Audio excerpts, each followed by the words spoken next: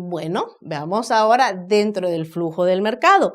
Tenemos este diagrama en el cual los tres entes participantes de él son los hogares o familias, el sector público y las empresas.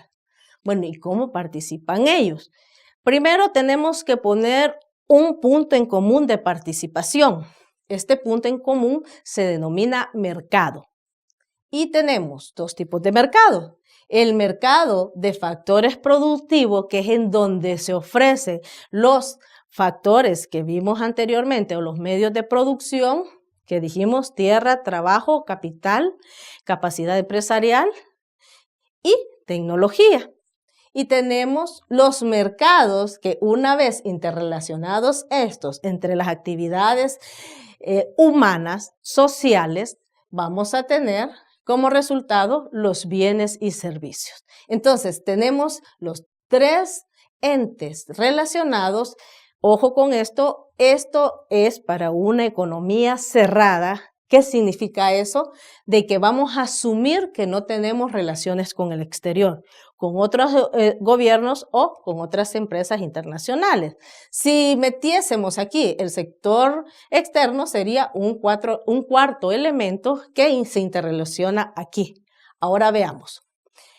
Con respecto a la lógica de este flujo, nos vamos a detener un poquito como pivote en los hogares. Vamos a comenzar con los hogares. Y ven ahí unas flechas rojas y unas flechas azules. Veamos primero la flecha azul. En la flecha azul, como ven, sale de los hogares y se va al mercado de bienes y servicios. Y dice pago de precios. ¿Qué significa eso? Que los hogares van al mercado de bienes y servicios y adquieren esos productos, y con esa adquisición de productos hacen un intercambio. ¿De qué? De productos que, como son para consumo o para uso, se denominan bienes de uso, y ellos se entregan dinero que se denomina medio de cambio. Entonces ahí está la relación medio de uso y medio de cambio, que han analizado tanto la corriente subjetiva como la corriente objetiva. Bien, sigamos con la flechita azul y vemos que los mercados y bienes y servicios bajan a empresas. ¿Qué significa? Que lo que pagaron los hogares en el mercado va a parar a las empresas. Y estas empresas tienen toda la obligación de hacer el pago del uso de los factores productivos. Aquí dice pago de rentas. Ojo, no solamente se habla del factor tierra. Algunos autores hablan como equivalente de ingreso, renta. Así que, por favor, cuando lean algún documento económico, hay que aclarar un punto. ¿Estamos hablando renta, pago al factor tierra, o estamos hablando de renta, ingresos? En este caso, estamos hablando de ingresos, que se le pagan por el uso de los factores productivos a los dueños de los factores, que generalmente son los mismos dueños de la empresa o colaboradores de ella, y el resto, ¿se acuerdan?, se le paga a los hogares, pero no se le paga a cualquier miembro del hogar. Se le paga a aquella persona que va a trabajar transformando los factores productivos a productos finales, y esta persona es el trabajador asalariado. Y se le paga, lógicamente, lo que habíamos denominado anteriormente salario. Recuerden que la plusvalía solo era para los dueños de los medios de los factores, y que si a la plusvalía se le sumaba el salario, entonces teníamos el ingreso nacional. Bien, ahora esta es la relación hogares-empresa, pero la relación de pago por los bienes de uso. ¿Y qué tiene que ver el gobierno aquí? Como ven, los hogares pagan sus impuestos al sector público. Dentro de los mercados también hay una relación de pago de impuestos. ¿Y por qué hay doble vía ahí? Porque a veces hay exoneración en ciertos pagos. Y las empresas pagan también sus impuestos dentro del sector público. Y de igual manera los dueños de los medios de producción pueden recibir beneficios de esos impuestos. Bueno, pero ¿cómo los vamos a recibir esos beneficios? Ya lo vamos a ver cuando veamos la lógica de las líneas rojas. Esa es la lógica de la línea azul. La lógica de la línea roja. Como ven, a los hogares entra los bienes, da dinero y recibe bienes. Ahora la lógica sigue contrario al sentido de las agujas del reloj. ¿Qué pasa? Que vienen los hogares y ofertan a los factores productivos. Realmente es al mercado de los factores productivos que hace su oferta a los hogares. ¿Y qué es lo que oferta? Su fuerza laboral. Una vez ofertada y aceptada en los mercados, entonces, ¿qué es lo que pasa? Los mercados de factores hacen su trabajo en las empresas y van generando productos. Una vez hechos esos productos en las empresas, lógicamente se van al mercado de bienes para que sean comercializados. Y esa es la lógica del flujo del producto en el mercado. Una lógica sentido en la aguja del reloj y otra contraria a ese sentido.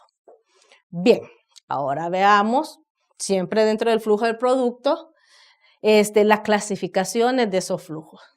Vamos a tener un flujo denominado real. ¿Y qué es? La corriente de bienes y servicios que salen del proceso productivo.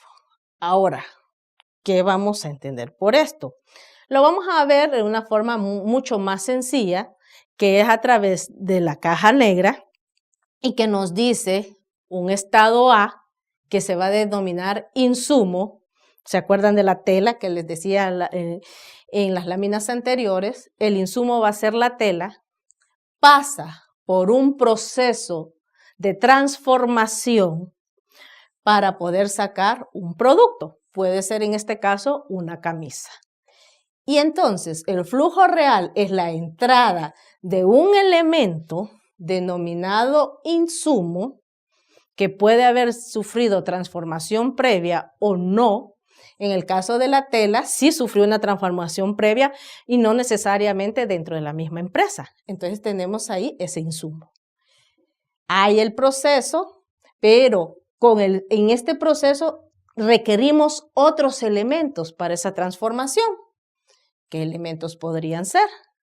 Por ejemplo, capital.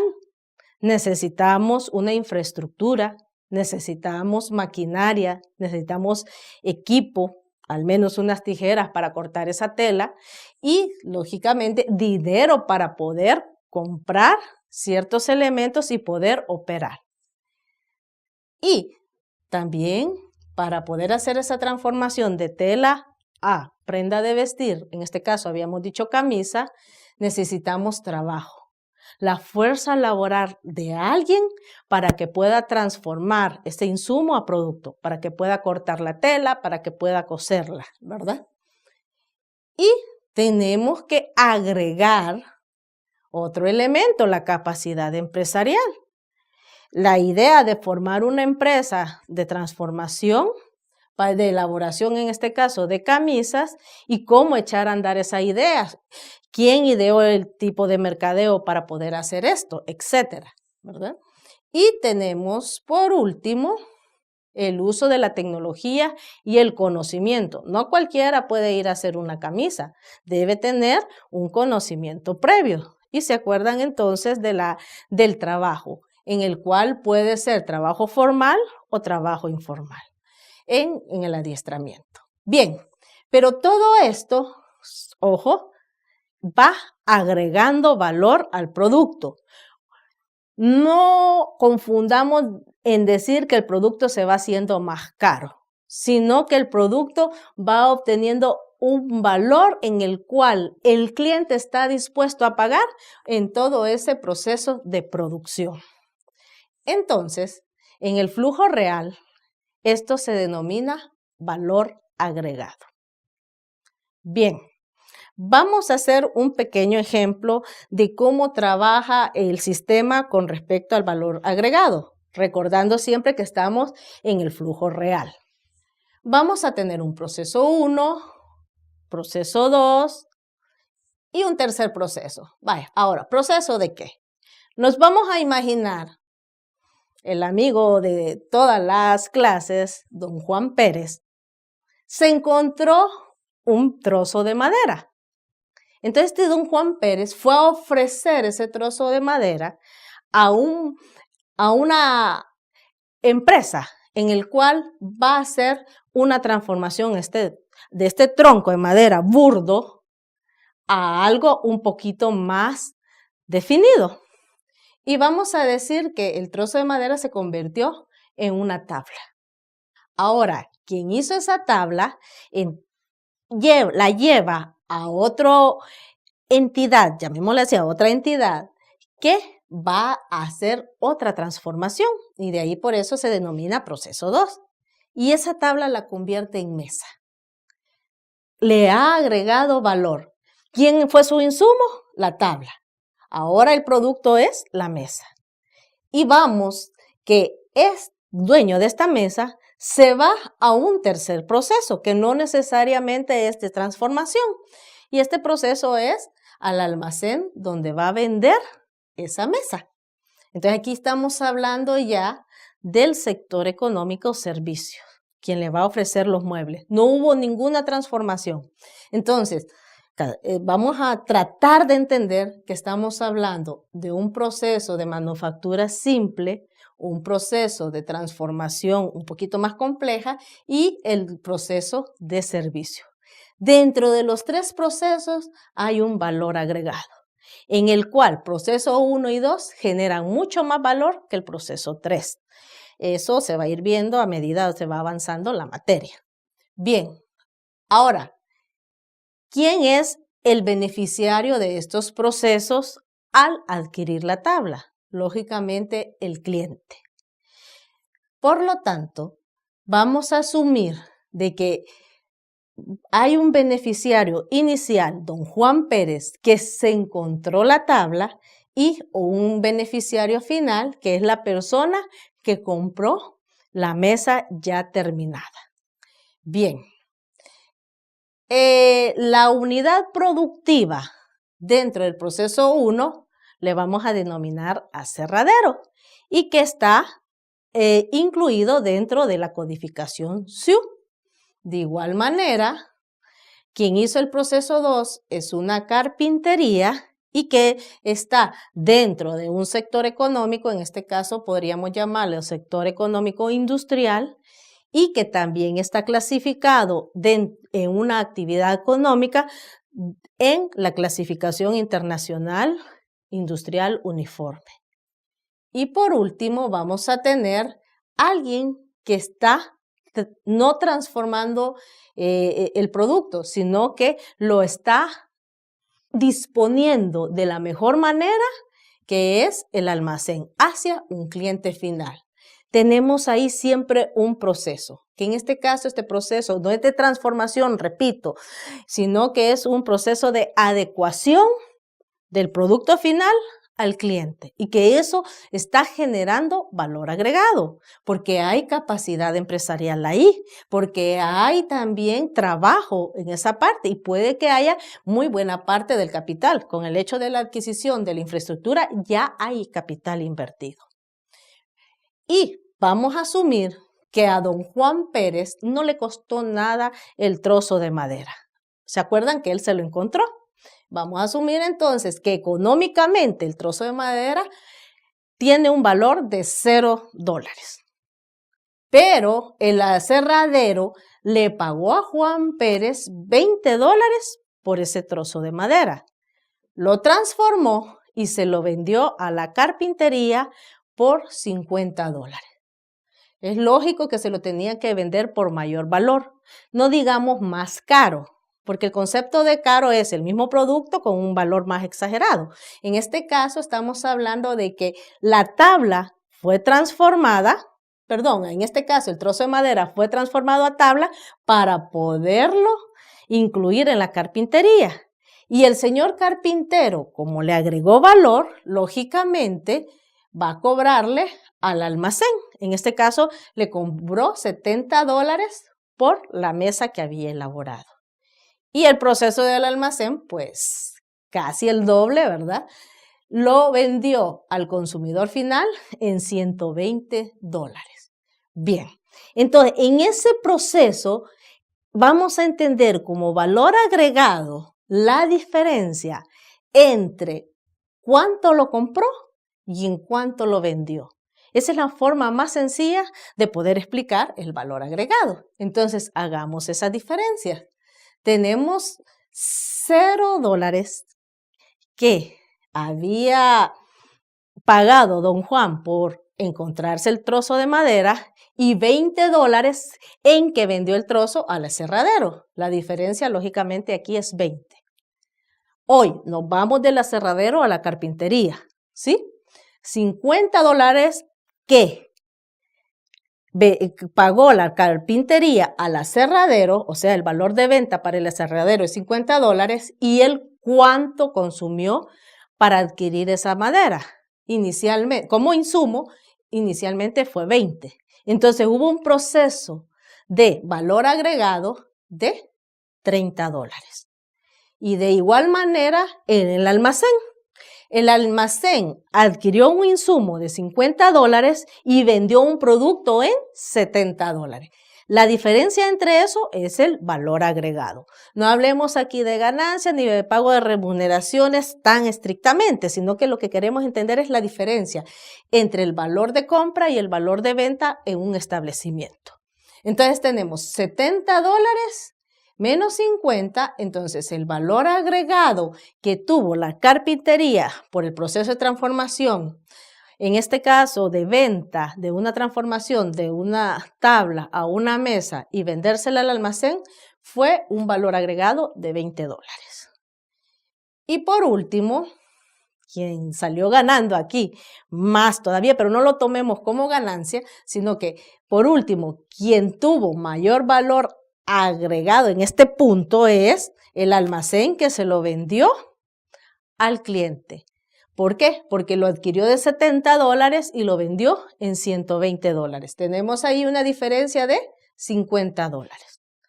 Si procedemos a sumar estos valores agregados en cada proceso que tenemos, ¿se acuerdan que eran 3? Sumémoslo, entonces, asumiendo siempre lo que adquirió don Juan, vamos a tener 20 más 30 más 20 más 50. Y como ustedes acaban de corroborar, el valor agregado del sistema total es de $120. ¿Y de dónde salió este valor agregado del sistema total? Ya dijimos la sumatoria de cada uno de los subsistemas, ¿verdad? Y como ven, es igualito al valor que pagó el cliente por el producto final, 120, 120. Entonces, esto, $120 que pagó el cliente, le vamos a denominar el valor de la producción final en todos estos procesos productivos previos. Y estos 120 es el valor agregado que se le fue dando al producto en su proceso de transformación y de servicio durante toda la línea o la cadena de producción. Y siempre vamos a tener esta fórmula cuando estemos hablando de una economía global. Valor agregado va a ser igual a la producción final. Esto lo vamos a ver ya en la diapositiva más adelante. Recordando entonces que vamos a hacer precio final menos precio de adquisición, 20 menos 0 nos va a dar el valor agregado de cada subproceso. Y por último vamos a tener el valor agregado total, que es la sumatoria de todos hasta lo que paga el cliente. Entonces, a esto se denomina flujo real de la producción. Todas las actividades económicas tienen estos flujos y su relación en estos flujos y se llega a tener lo que se denomina valor agregado.